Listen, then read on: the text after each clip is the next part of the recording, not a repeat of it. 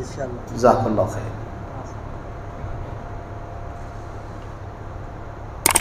ان الحمد للہ نحمده ونستعینه ونستغفره، آواز سادہ رکھنی ہے بھائی۔ ونعوذ باللہ من شرور انفسنا ومن سیئات اعمالنا، من يهده الله فلا مضل له ومن يضلل فلا هادي له، وأشهد أن لا إله إلا الله وحده لا شريك له، وأشهد أن محمدا عبده ورسوله، أما بعد فإن خير الحديث كتاب الله، وخير الهدي هدي محمد صلى الله عليه وآله وسلم، وشر الأمور محدثاتها، وكل محدثة بدعة، وكل بدعة ضلالة، وكل ضلالة في النار۔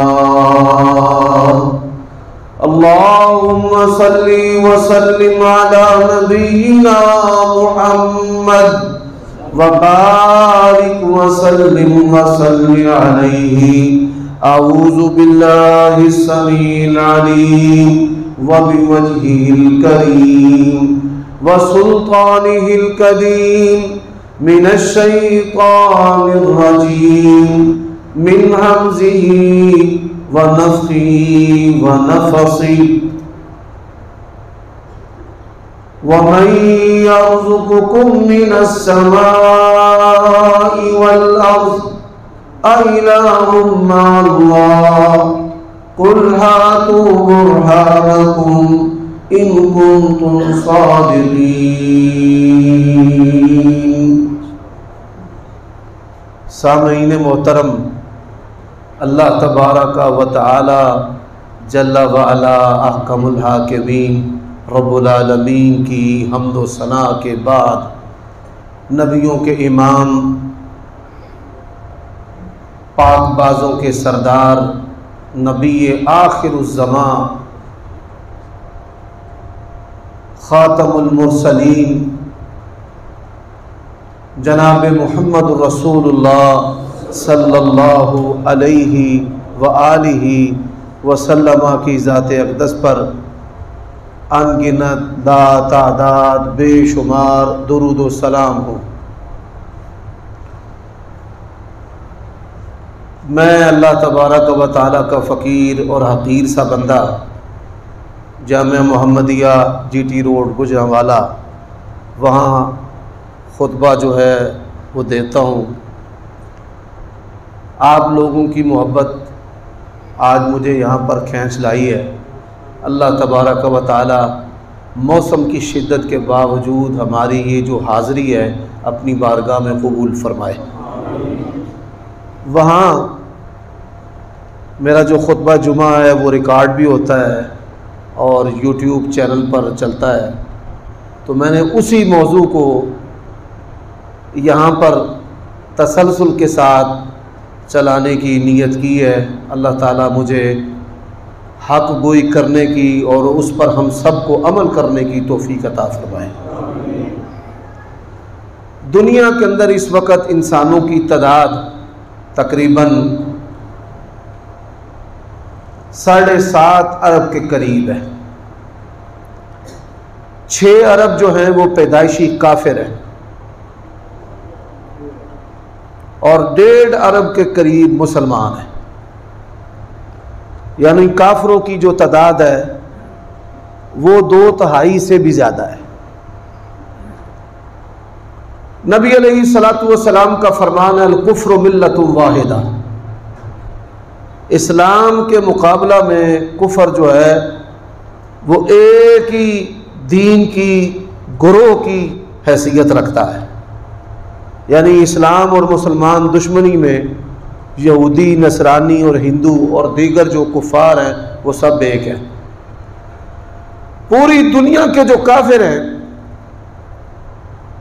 اپنے مالی اور دیگر جو ان کے وسائل ہیں اس کو استعمال کر کے مسلمانوں کو ان کے دین سے پھیرنا چاہتے ہیں، اور وہ دو چیزوں پر محنت کر رہے ہیں۔ کتنی چیزوں پر؟ دو۔ پہلی جو چیز ہے وہ آپ کا عقیدہ ہے کہ اللہ تعالیٰ اور اس کے رسول اور صحابہ کرام اور قرآن اور سنت کی جو محبت ہے وہ آپ کے دلوں سے نکال دے۔ یہ 5 چیزیں ایسی ہیں، ان میں سے ایک چیز بھی اگر انسان کے اندر سے نکل جائے، یوں سمجھ لیجئے کہ وہ اسلام سے نکل گیا ہے۔ اللہ کی توحید نکل جائے، نبی علیہ السلام کی ختم نبوت نکل جائے، صحابہ کرام ان کی عدالت اور احترام اور ان کا ایمان اور وہ ابلاغ رسالت ہے، یہ چیز نکل جائے، قرآن کی محبت نکل جائے، قرآن کو نعوذ باللہ وہ سچی کتاب نہ سمجھے یا وہ حدیث اور سنت کا انکار کر دے، یہ 5 چیزیں ایسی ہیں کہ ان میں سے ایک چیز بھی اگر نکل گئی تو سمجھ لو کہ ایمان اور اسلام جاتا رہا۔ دوسری جو چیز ہے وہ آپ کے بچوں کو، جوانوں کو، آپ کی بچیوں، ہماری بچیوں کو، ہم سب کی اولادوں کو دین سے، ایمان سے، اخلاقیات سے بلکہ انسانیت سے منحرف کرنے کے لیے ان کے اندر 2 چیزیں بھری جا رہی ہیں، ایک مال کی ہوس اور دوسرا جو ہے وہ جنسی خواہشات، جنسی بے راہ روی، زنا، فواحش، اور ہمارا سوشل میڈیا، الیکٹرانک میڈیا، ہمارا سلیبس، ہمارے کالجز، ہماری یونیورسٹیاں، سارے کے سارے جو ہیں وہ اسی روح کے اندر ہم سب کو بہا رہے ہیں۔ بچوں کے جو کارٹون ہیں، جو ڈرامے اور فلمیں ہیں جو ہمارے گھروں میں ہمیں دکھائے جاتے ہیں، اس کے اندر جنسی بے راہ روی ہے کہ نعوذ باللہ من ذالک۔ اسلام کے اندر جو پاکیزہ اور تقدس والے رشتے ہیں کہ بھابھی جو ہے بڑے بھائی کی بیوی وہ ماں کی طرح ہوتی ہے، بہو بیٹی کی طرح ہوتی ہے، اور ان ڈراموں کے اندر دکھایا جا رہا ہے کہ دیور کا بھابھی سے معاشقہ ہے اور سسر کا بہو سے معاشقہ ہے، اور چھوٹے چھوٹے بچوں کے ذہنوں کے اندر اس طرح کی گندگی جو ہے وہ اونڈیلی جا رہی ہے۔ حضرات، ہمارے مذہبی ادارے اور مذہبی جو جماعتیں ہیں ان کا بھی جو رویہ ہے وہ انتہائی مایوس کن ہے۔ بہت تھوڑے علماء اور لوگ ہیں کہ جو امت کے لیے کام کر رہے ہیں اور جو درد کے ساتھ اس فکر میں ہے کہ ہم نے معاشرے میں اللہ تبارک و تعالیٰ کی توحید کے لیے، نبی علیہ السلام کی رسالت کے لیے، صحابہ کی عظمت کے لیے، قرآن کی رفت کے لیے، حدیث کی حجیت کے لیے زندگی گزارنی ہے، محنت کرنی ہے، اور اسی طرح ہم نے پاک دامنی کے سبق عام کرنے ہیں، حلال اور حرام کا جو فرق ہے وہ نمایاں کرنا ہے۔ یہ بات یاد رکھیے، حلال اور حرام کا جب تک فرق رہے گا انسان ہے، جب حلال اور حرام کا فرق مٹ جائے تو پھر انسان اور حیوان کے اندر کوئی فرق نہیں رہتا، بلکہ اللہ کا قرآن کہتا ہے اولئک کالانعام بل ہم اضل۔ اب ان تمام باتوں میں سے سب سے اہم بات جو ہے وہ مرکزی نقطہ کیا ہے کہ 1.5 ارب کے قریب جو مسلمان ہیں وہ شرک کے اندر ڈوبے ہوئے ہیں۔ کس وجہ سے شرک کے اندر ڈوبے ہیں؟ آپ میں پڑھے لکھے افراد بھی بیٹھے ہیں، پنچایتی بندے بھی ہیں، ونڈ لگانے والے بڑے دنا بھی ہیں، کتاب و سنت کے محکم آیات پر جم جانے والے سادہ افراد بھی ہیں۔ میرے دل کو دیکھ کر، میری وفا کو دیکھ کر، بندہ پرور منصفی کرنا خدا کو دیکھ کر۔ آج میں نے بڑے بڑے اہل حدیث گھرانوں کو دیکھا ہے کہ شرک چور دروازوں سے ان کے گھروں میں داخل ہو رہا ہے۔ ہر دوسرا اور تیسرا آدمی جو ہے اس کا کیا کہنا ہے؟ اس کا کہنا ہے کہ جی بندش ہو گئی ہے، کام نہیں چل رہا بندش ہو رہی ہے، پیسے نہیں آتے بندش ہو رہی ہے، بیٹا نہیں ہوتا بندش ہو رہی ہے، اولاد نہیں پیدا ہوتی بندش ہو رہی ہے، بچوں کے رشتے نہیں ہوتے بندش ہو گئی ہے۔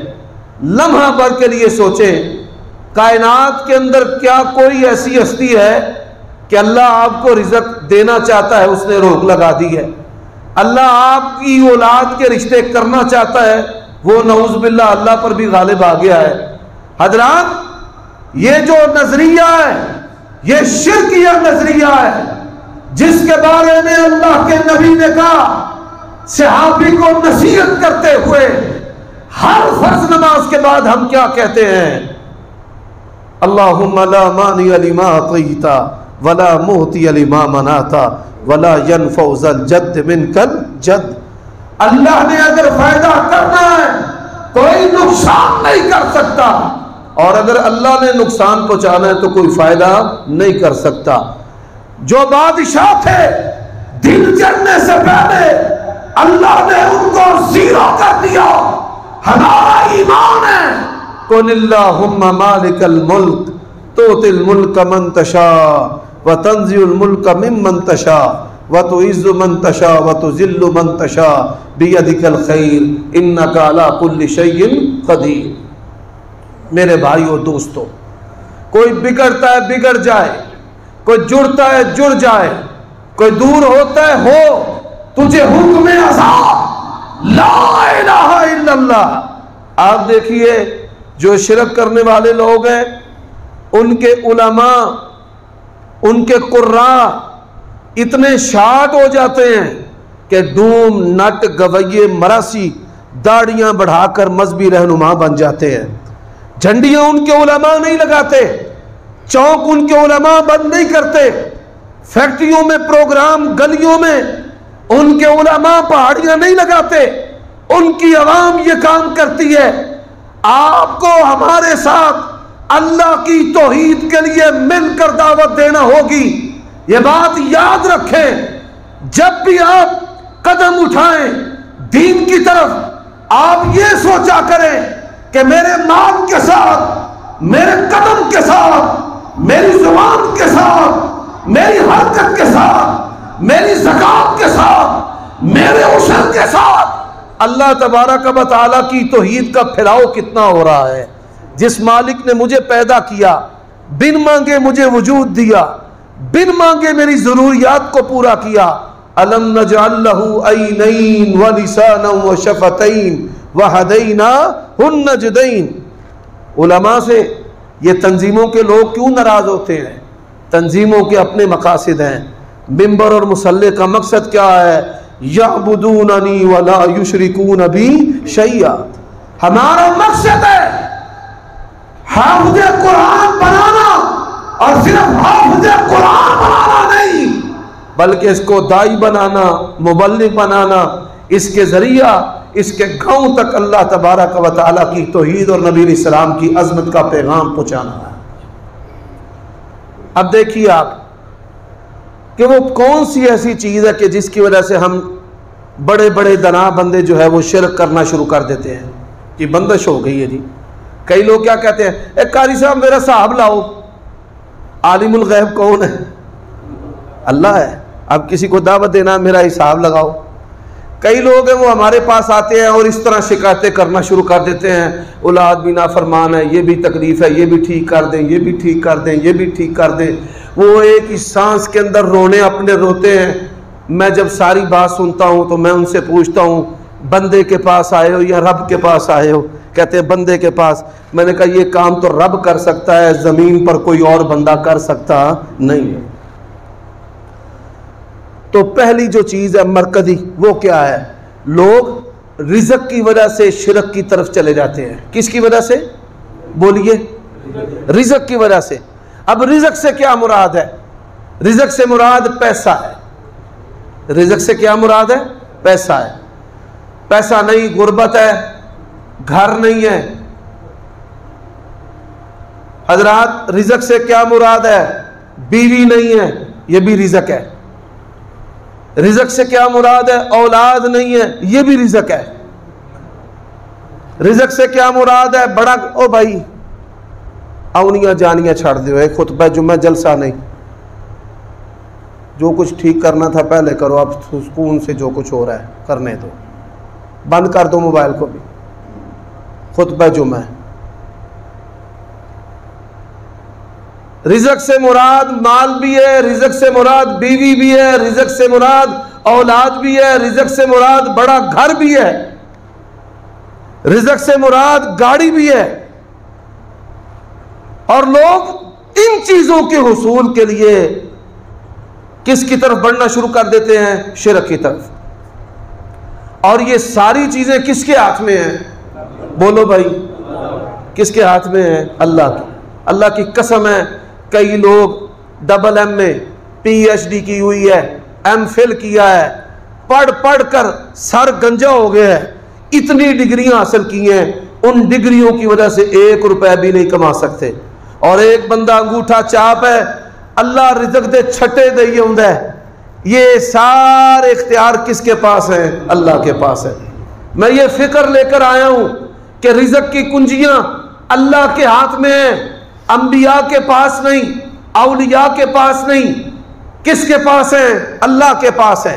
اللہ دیتا ہے، دینے والا اللہ ہے، اور پھر تقسیم پر اللہ نے ڈیوٹیاں لگائی ہیں۔ ماں اپنے بچے کو دودھ پلاتی ہے، پکا کر دیتی ہے، باپ کما کر لاتا ہے۔ رزق تنگ کرنے والا بھی اللہ اور کشادہ کرنے والا بھی اللہ ہے۔ قرآن مجید میں ہے، اللہ یبسط الرزق لمن یشاء ویقدر، رزق کو تنگ کرنے والا بھی اللہ ہے، کشادہ کرنے والا بھی اللہ ہے۔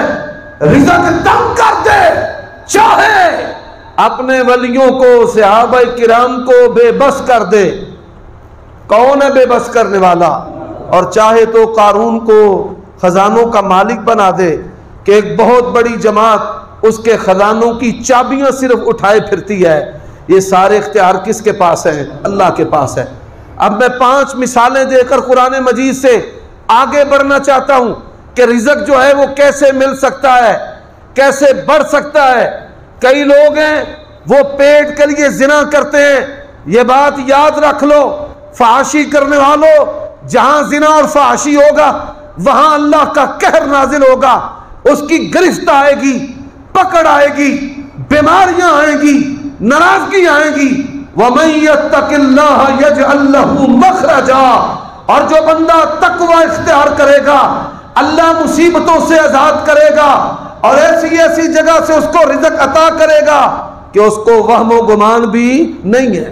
ذرا غور کیجئے گا، مکے کی سرزمین پتھریلی سرزمین ہے، مدینے کی سرزمین کوئی کھیت کھلیان والی سرزمین نہیں، وہاں پر ارض حجاز میں کھجور پیدا ہوتی ہے، کپڑا بھی باہر سے آتا ہے، گندم بھی باہر سے آتی ہے، کھانے پینے کی چیزیں بھی باہر سے، پانی بڑی بڑی دور سے لایا جاتا ہے۔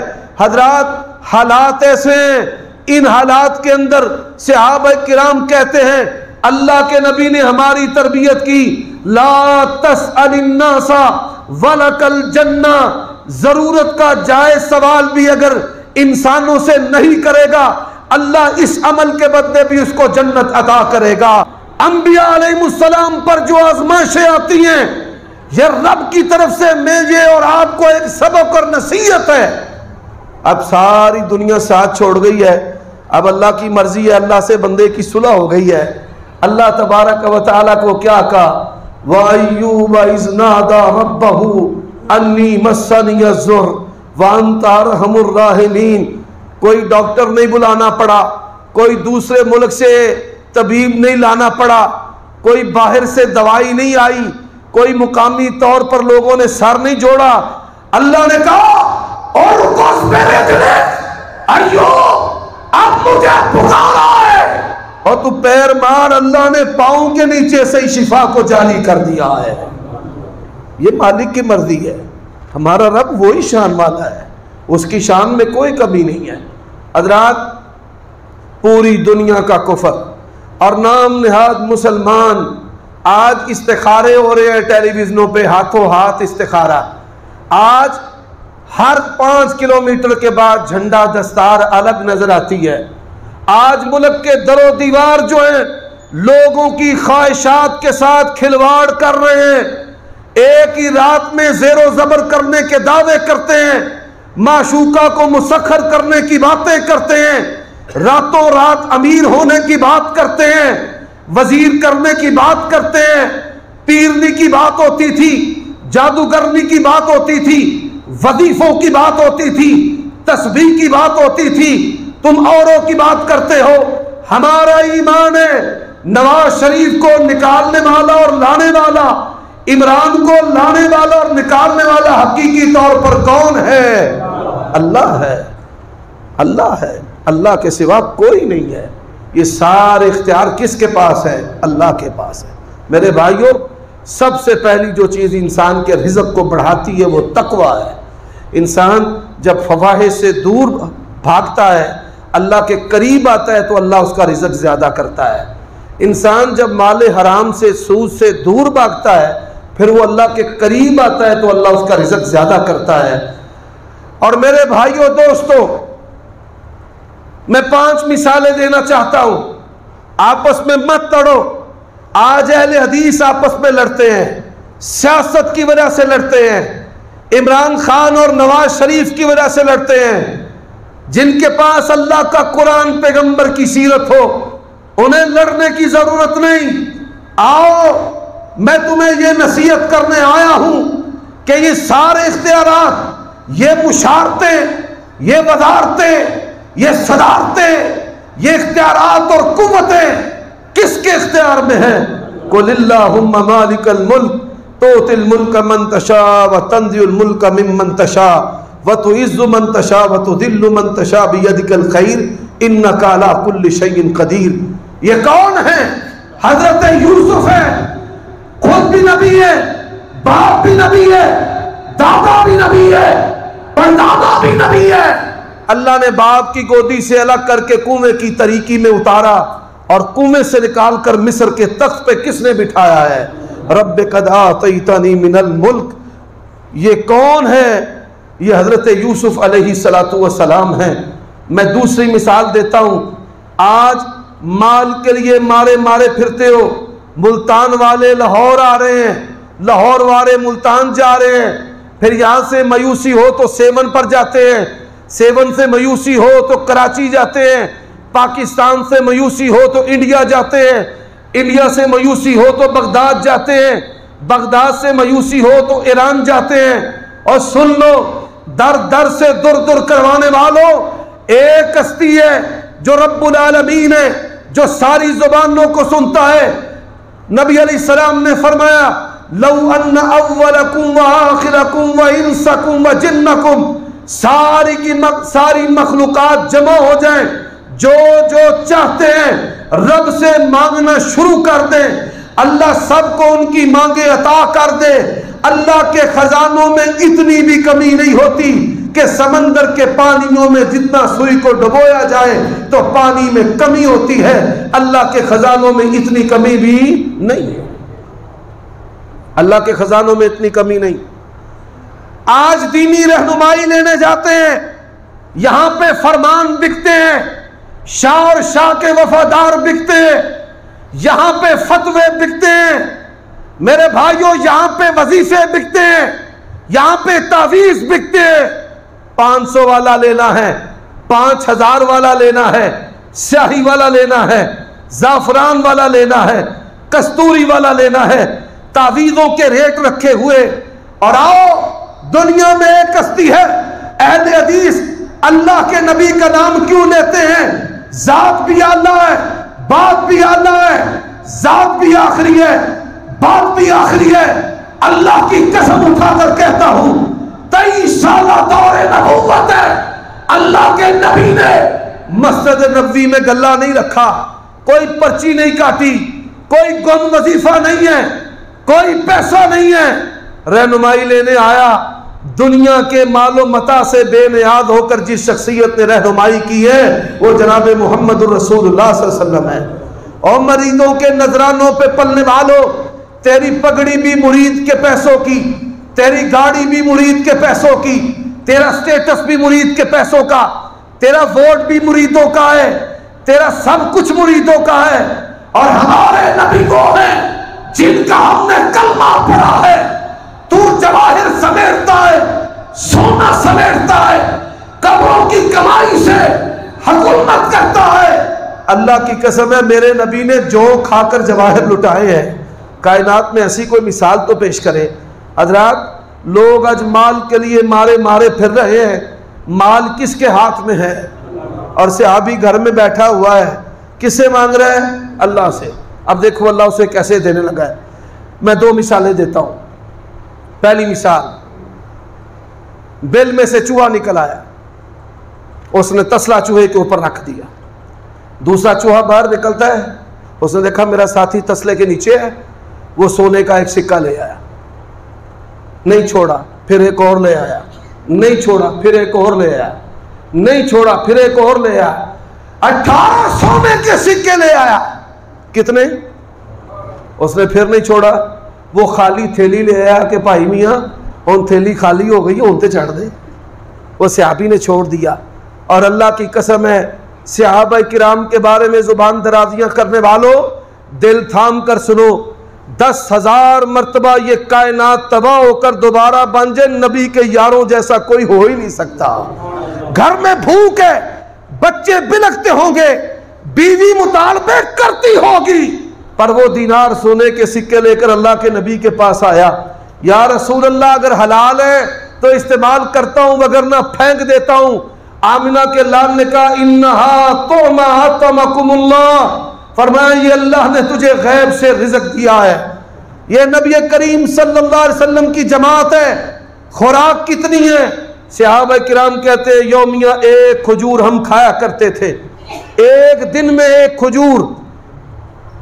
آج پاکستانی جو قوم ہے ایک گھنٹہ بھی اپنا منہ جو ہے وہ سمیٹ نہیں سکتی، بند نہیں رکھ سکتی، کھائے گا پیے گا، کھائے گا پیے گا۔ یہ جتنی بھی بیماریاں ہیں یہ بسیار خوری سے پیدا ہوئی ہیں، بلڈ پریشر بھی زیادہ کھانے سے، شوگر بھی زیادہ کھانے سے، ہارٹ اٹیک بھی زیادہ کھانے سے، جگر فیٹی بھی زیادہ کھانے سے۔ یہ زیادہ کھانے کی وجہ سے بیماریاں ہیں، زیادہ کھانے کی بیماریاں ہیں۔ کم کھانے سے یہ چیزیں ختم ہوتی ہیں اور زیادہ کھانے سے یہ چیزیں پیدا ہوتی ہیں۔ اور میرے بھائیوں دوستو، صحابہ کرام کہتے ہیں ہمیں پخانا کیسے آتا تھا؟ جیسے بکری جو ہے وہ مینگنیاں کرتی تھی۔ اللہ کی شان دیکھیں، ایک جگہ پر ہم نے خیمہ لگایا، جب خیمہ لگایا تو قلعے جو ہے وہ زمین کے اندر ٹھونکے، خیمہ لگایا ہم نے ٹیلے پر، جب میخیں ہم نے گاڑی تو زلزلہ بچال آ گیا۔ کیا دیکھا کہ جس پر ہم نے خیمہ لگایا وہ کوئی ٹیلا نہیں ہے، وہ بہت بڑی ویل مچھلی ہے۔ اللہ نے غیب سے رزق کا انتظام ایسے کیا، اتنی بڑی مچھلی جو اس کا یہ آنا تھا، آنکھ کی ہڈی ہے، ایک جوان بندہ اس کے اندر سے آسانی سے گزر جاتا تھا۔ حلق کی ہڈی، فرماتے اونٹ کے اوپر جوان بندہ بٹھا کے گزارتے، وہ اس کے نیچے سے گزر جاتا، اتنی بڑی ویل مچھلی ہے۔ ہر دور میں، ہر قسم کے حالات میں اللہ نے اپنے بندوں کی مدد کی ہے۔ یہ مدد مشروط ہے تقوی کے ساتھ، تقوی سے رزق جو ہے وہ بڑھتا ہے، اور انسان جتنا اللہ سے دور ہوگا اتنی دنیا کی ہوس پیدا ہوگی اور اتنی بیماریاں اور اتنا ہی افلاس۔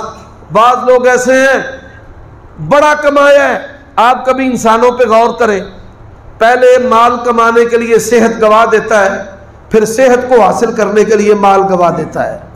آپ دیکھیے مال کمایا، اللہ تعالیٰ اس کو تنبیہ کرتا ہے صلح کر میرے ساتھ، کیا ہوا ہے؟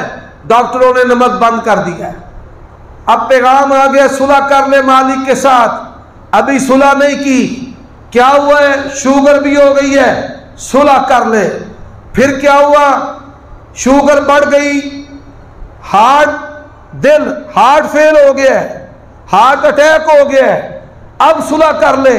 پروردگار اپنے بندوں کو تنبیہ کرتا ہے کہ میری نعمتیں بے دریغ کھانے والے اپنے سر کو میری بارگاہ میں جھکا، وہ عبادات جو ہم کھانوں کی وجہ سے چھوڑ چکے ہیں، زیادہ کھاتے ہیں تراویاں نہیں پڑھتے، زیادہ کھاتے ہیں روزے نہیں رکھتے, حضرات سجدے نہیں کرتے. آج کافر کیا کہتے ہیں؟ روزہ کئی بیماریوں کا علاج ہے. آج کافر کہتے ہیں ڈپریشن کا کوئی علاج نہیں ہے. ڈپریشن کا ایک علاج ہے, سجدے کیا کرو. لمبے سجدے کرنے سے دماغ کے اگلے حصے میں خون آتا ہے جس سے ڈپریشن ختم ہوتا ہے. ان عبادات کے اندر دین و دنیا کے فائدے ہیں. ہم نے ان عبادات کو چھوڑ دیا دنیا کے بھول بھلیوں میں, دنیا کے ذائقوں میں, دنیا کی لذتوں میں. ہونا تو یہ چاہیے تھا اللہ تو نے یہ نعمتیں عطا کی ہیں, ہاتھ کار والا دل یار والا.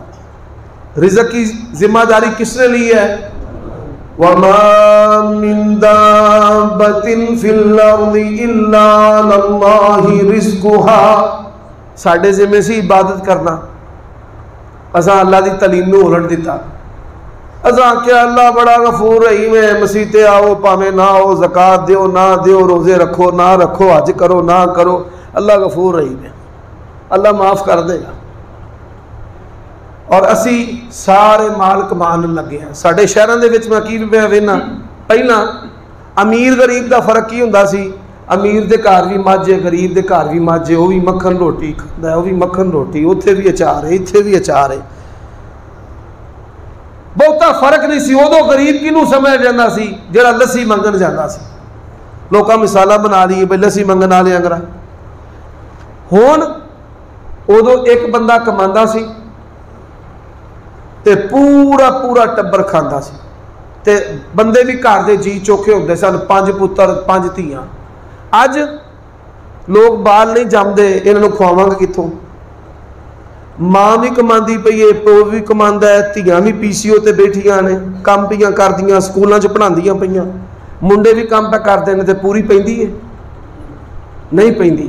یہ سب تو بڑا سبق ہے کہ رزق کدے کول ہے؟ اللہ دے. حضرات لوگ اولاد کے لیے مارے مارے پھرتے ہیں. اللہ تبارک و تعالی نے یہ تیسری مثال دے رہا ہوں. پہلی مثال کہ شاہی اللہ کے پاس ہے. شاہی کس کے پاس ہے؟ مال کس کے پاس ہے؟ اب تیسری مثال دے رہا ہوں کہ اولاد کس کے پاس ہے؟ یَهَبُ لِمَن یَشَاءُ إِنَاثًا وَیَهَبُ لِمَن یَشَاءُ ذُکُورًا أَوْ يُزَوِّجُهُمْ ذُکْرَانًا وَإِنَاثًا وَيَجْعَلُ مَن يَشَاءُ عَقِیمًا. تیاں دے وے پت دے وے اس دی رضا, کچھ بھی نہ دے وے انہوں کون پوچھے گا؟ بڑے بڑے پیر اور علماء دنیا سے بے اولاد چلے گئے. قرآن کا ترجمہ کسی بھی مکتبہ فکر کا ہو پڑھ لینا. یہ کون ہے؟ حضرت ابراہیم علیہ السلام ہے. جوانی گزر گئی, جوانی کے بعد کی عمر بھی گزر گئی, بڑھاپا آ گیا ہے, اولاد نہیں ہے. اولاد کے لیے رب کو پکارا. زکریا واشتعل الراس شیبا, سر سفید ہو گیا ہے. اولاد کے لیے رب کو پکارا. ایک کہتا ہے رب حب لی من الصالحین, دوسرا کہتا ہے رب لا تذرنی فردا وانت خیر الوارثین. اولاد نعمت ہے, اولاد رزق ہے. یہ اولاد عطا کرنے والی ہستی کون سی ہے؟ کبھی دنیا پہ مارے مارے نہ پھرنا. یہ اللہ کے پاس ہے, اللہ کے سوا کسی کے پاس نہیں. اور یہ ملنی کیسے ہے؟ سنیے, جامع ترمذی کی حدیث ہے. نبی علیہ السلام کا فرمان ہے, یا ابن آدم. یہ فرمان عام فرمان نہیں, حدیث قدسی ہے, قرآن کے بعد اس کا درجہ ہے. نبی علیہ السلام فرماتے ہیں اللہ نے یہ بات کہی ہے, آدم کے بیٹے تفرغ لعبادتی اسد فقرک, اپنے آپ کو میری عبادت کے لیے فارغ کر لے. مسجد میں آ جا, تہجد میں کھڑا ہو جا, زبان کو ذکر کے ساتھ تر رکھ, قرآن کی تلاوت کیا کر, صدقہ و خیرات کیا کر. تفرغ لعبادتی اسد فقرک, میں تیری غربت کے دروازے بند کر دوں گا. وَأَمْلَوْ صَدْرَكَ غِنَا, اور میں تجھے غنی کر دوں گا. یہ کس کے وعدے ہیں؟ اللہ اور اس کے رسول کے وعدے ہیں. میرے بھائیوں, جس طرح اللہ اولاد دے کر آزماتا ہے, چھین کر آزماتا ہے, اسی طرح اللہ مال دے کر بھی آزماتا ہے، مال چھین کر بھی آزماتا ہے۔ میں نے اپنی آنکھوں سے دیکھا ہے، مالکوں کو مزدور بنتے، مزدوروں کو مالک بنتے، غریبوں کو ارب پتی بنتے، اور ارب پتیوں کو سڑکوں پہ چوکوں اور گلیوں میں مانتے اور کھجل کھاری کرتے۔ مالک نے یہ چیزیں آپ سب کو دکھائی ہیں۔ یہ پیغام ہے رب کی طرف سے کہ اللہ تبارک و تعالی حالات بدلنے پہ پورا قادر ہے۔ اگر آپ چاہتے ہیں آپ کی اولادوں میں سے ایمان نہ نکلے تو کبھی زنا کے قریب نہ جانا، اللہ کی قسم ہے کبھی دین اور ایمان آپ کی نسلوں میں سے نہیں نکلے گا۔ اور اگر آپ چاہتے ہیں کہ آپ کی اولادوں سے مال نہ نکلے، کبھی مال کے تکبر کا شکار نہ ہونا، ہمیشہ صدقہ و خیرات کرتے رہو۔ نبی علیہ السلام نے فرمایا، اللہ نے کہا ہے یا ابن آدم، اے آدم کے بیٹے، انفق، تو خرچ کرتا رہ، میں تیرے اوپر کروں گا۔ یہ بات یاد رکھ لینا، اگر چاہتے ہو کہ نسلوں میں دین اور ایمان رہے، کبھی بے حیائی نہ کرنا، اور اگر چاہتے ہو کہ نسلوں میں رزق رہے تو کبھی تکبر نہ کرنا۔ یہ لباس کس نے پہنایا ہے؟ اللہ نے پہنایا ہے۔ حضرات، ہر بندے کو اللہ نے سبق دیا ہے، کوئی شیخ الحدیث ہو، کوئی پروفیسر ہو، کوئی کرنل کاسترو ہو، کوئی دنیا کا بڑے سے بڑا طاقتور انسان ہو، اللہ جب چاہے اس کے پیٹ کو کھول دے، اس کو اسہال کا مرض لگا دے، وہ اپنے پیٹ کو کنٹرول نہیں کر سکتا۔ اللہ اتنا انسان کو بے بس کر دیتا ہے کہ میرے سامنے یہ تیری حیثیت ہے کہ تو اپنے پیٹ کو کنٹرول نہیں کر سکتا۔ بڑوں بڑوں کی شلواریں رب بھر دیتا ہے۔ یہ پیغام ہے، متکبر نہ بن۔ حضرات، خلیفہ میمون تھا، اس کے پاس ایک طبیب آیا اور اس نے کہا، بادشاہ سلامت، یہ بتا، اگر تیرا جو پیشاب ہے وہ نہ بنے، انسان کی موت واقع ہو جاتی ہے، گردے کام کرنا چھوڑ دے، پیٹ میں پانی جمع ہو جائے، بدن کے اندر ٹانگوں میں پانی چلا جائے، اگر تیرا پیشاب جو ہے وہ نہ بنے تو کیا کرے گا؟ اس نے کہا، جو مجھے اس کی دوائی کھلائے اور آرام آ جائے، میں آدھی ریاست اس کو دے دوں گا۔ اس نے کہا، بادشاہ سلامت، ایک سوال اور کرنا چاہتا ہوں، پیشاب بن چکا ہے، مثانہ بھر چکا ہے، ٹیسیں پڑ رہی ہیں، پیشاب باہر نہیں نکلتا، تو کیا کرے گا؟ اس نے کہا، جو باہر نکالے گا آدھی ریاست میں اس کو دے دوں گا۔ اس نے کہا، اتنی بڑی تیری شاہی ہے، کئی برے اعظموں پر پھیلی ہوئی ہے، یہ ایک پیشاب کے اندر ہی چلی گئی ہے، اور اللہ کی نعمتیں اتنی ہیں کہ انسان شمار بھی کر سکتا نہیں۔ امریکہ کا ایک شخص ہے، آنکھ کی یہ جو پتلی ہے اس کی حرکت چلی گئی، حرکت ختم ہو گئی۔ کسی ڈاکٹر نے اسے کہا، دنیا کے 10 بڑے امیر آدمیوں میں اس کا شمار ہوتا ہے، ہزاروں مرتبہ ہم یہ آنکھیں چھپکتے ہیں، اللہ کی اتنی بڑی نعمت ہے اور ہم اس کا حق ادا نہیں کر سکتے۔ ڈاکٹر نے کہا کہ اگر دنیا کا کوئی ڈاکٹر یہ تیری حرکت پتلی کی، انہوں نے کیا کیا؟ یہاں پر ٹیپ لگا دی، جب دیکھنا ہوتا ایسے چپکا لیتا، پھر جب آنکھوں میں پانی بھر آتا تو پھر وہ پتلی نیچے گر جاتی۔ اللہ نے آنکھ کی پتلی کی جو حرکت ہے وہ ختم کر دی۔ اس نے کہا، اگر کوئی دنیا کا شخص مجھے اس مصیبت سے نکال دے گا، ساری دولت اس کو دے دوں گا۔ میرے بھائیو، وَإِن تَعُدُّوا نِعْمَةَ اللَّهِ لَا تُحْصُوهَا، اگر اللہ کی نعمتیں شمار کرو تو ہم شمار کر سکتے نہیں۔ کبھی کسی کے دھوکے میں نہ آنا، کبھی جھانسے میں نہ آنا، کبھی لالچ میں نہ آنا، کبھی طمع میں نہ آنا۔ یہ خزانے انسانوں کے پاس نہیں ہے، جانوروں کے پاس نہیں ہے، صالحین کے پاس نہیں ہے، ولیوں کے پاس بھی نہیں ہے۔ نبیوں نے بھی یہ چیزیں مانگی ہیں تو کس سے مانگی ہے؟ اللہ سے مانگی ہے۔ اللہ سے مانگنی ہے۔ قرآن مجید کے اندر ہے کہ نبیوں نے یہ چیزیں اللہ سے مانگی ہیں۔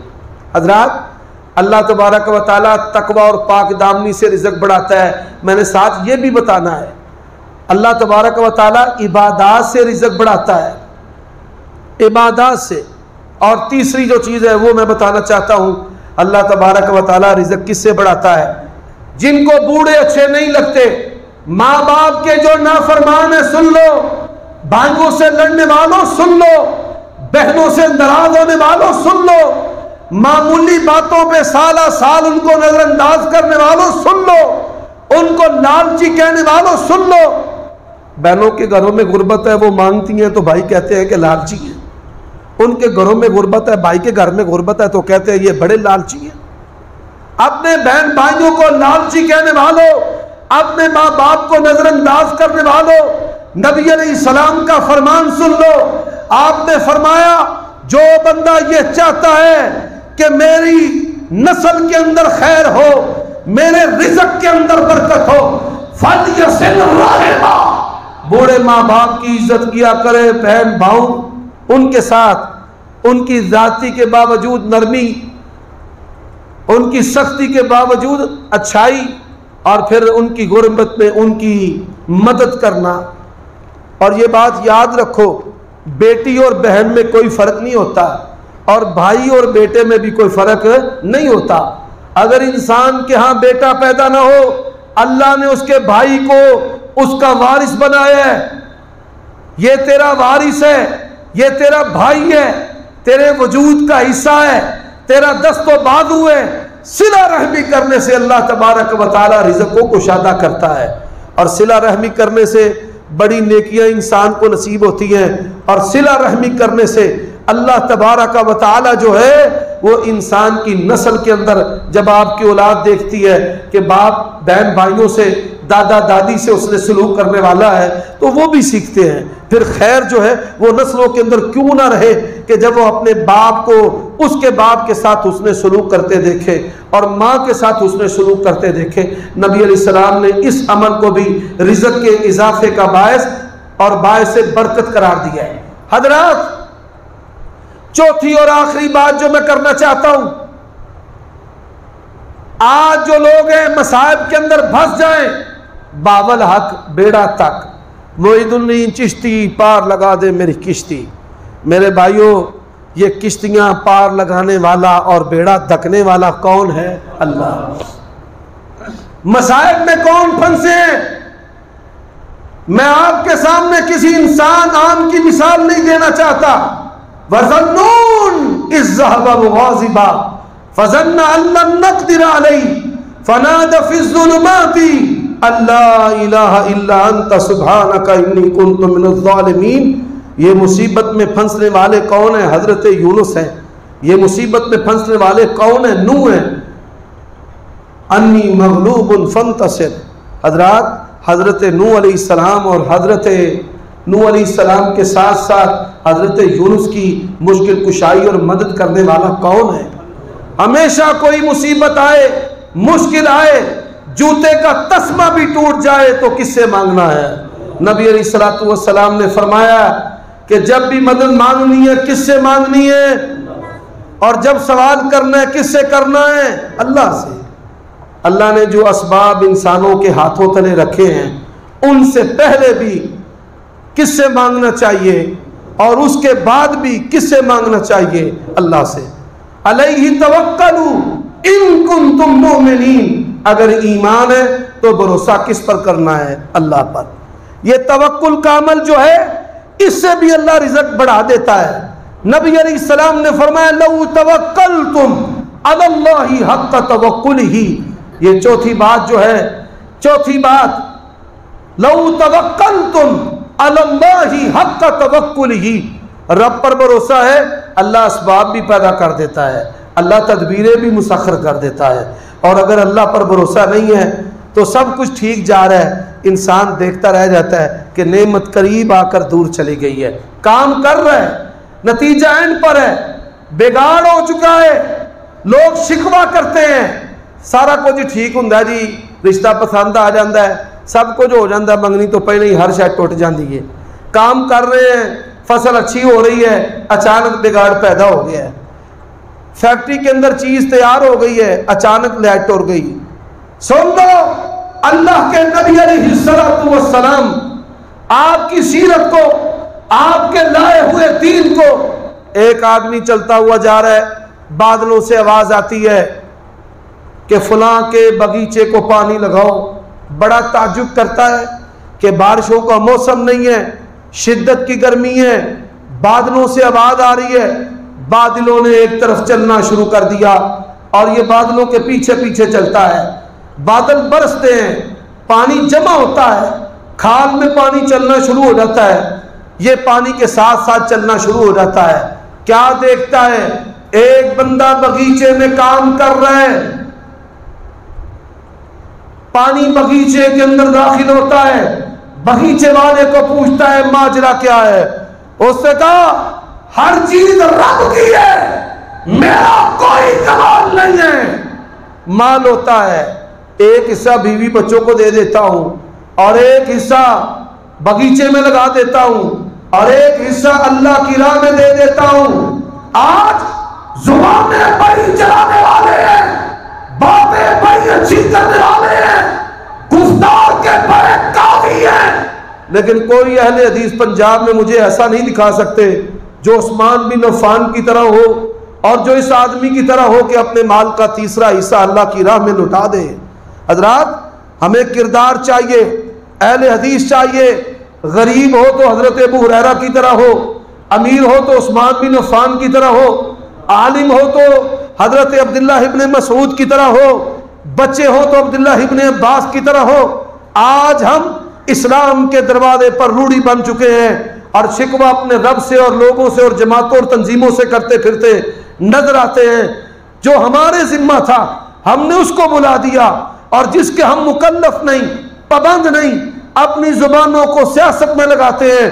یہ زبان عمران اور یہ زبان نواز شریف کی حمایت کے لیے اللہ نے نہیں دی، یہ قرآن پڑھنے کے لیے دی ہے، ذکر کرنے کے لیے دی ہے۔ یہ کھوپڑا سیاسی بصیرت کے لیے نہیں، یہ آخرت کی فکر کے لیے ہے۔ اللہ آپ کو اور مجھے حقیقی بعملی مسلمان بننے کی توفیق عطا فرمائے۔